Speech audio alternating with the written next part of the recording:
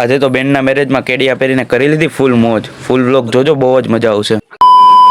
જય શ્રી કૃષ્ણ મિત્રો, હું છું ધ્રુવ મકવાણાને સ્વાગત છે તમારું મારા ન્યૂ મિની વ્લોગમાં. આજે તમારો ભાઈ મસ્ત રેડી થઈને નીકળી ગયો છે ધ્રુવીબેનના ઘરે જવા માટે, કારણ કે આજે છે લગ્ન રેખાના અને વાના રસમ, અને ડાયરેક્ટ પહોંચી ગયા છીએ આપણે કુકાવા. અને અહીંયા હાલતું હતું ધ્રુવીબેનનું ફોટોશૂટ, અને બીજી બાજુ હું ને સત્યજીત ડેકોરેશનમાં બીજી હતા. બહેનોના મેરેજ હોય ત્યારે ભાઈની હાલત કેવી હોય છે એ ખાલી ભાઈ જ સમજી શકે છે. અને પછી ધ્રુવીબેન આવી ગયા હતા અને આખા લગ્ન લેખનની રસમ ચાલતી હતી અને બીજી બાજુ શૂટ ચાલતું હતું. અને પછી બધું જ કામ પતાવીને નીકળી ગયા કુકાવામાં આટા મારવા માટે, કારણ કે કઈ કામ હતું નહીં અને ઘરે કંટાળતા હતા. તો માઇન્ડ ફ્રેશ કરવા માટે થોડીક વાર બહાર જતા રહ્યા. અને બપોર પછી વાના રસમ માટે રેડી થવાનું હતું, તો આપણે આવી ગયા આપણા ખાસ ભાઈબંધની ત્યાં કેડિયું પહેરવા માટે. અને તમારે પણ આવા જ કેડિયા કે આઉટફિટ બુક કરાવો હોય તો નીચે આઈડી મેન્શન કરી દઉં છું, આપણા ખાસ ભાઈબંધની જ છે, તો તમે કોન્ટેક્ટ કરી શકો છો. અને પછી હું ને સત્યજીત મસ્ત રેડી થઈને બેસી ગયા હતા, અને એક બાજુ રસમ ચાલતી હતી ને બીજી બાજુ આ ભાઈનો સ્વેગ જુઓ તમે ખાલી.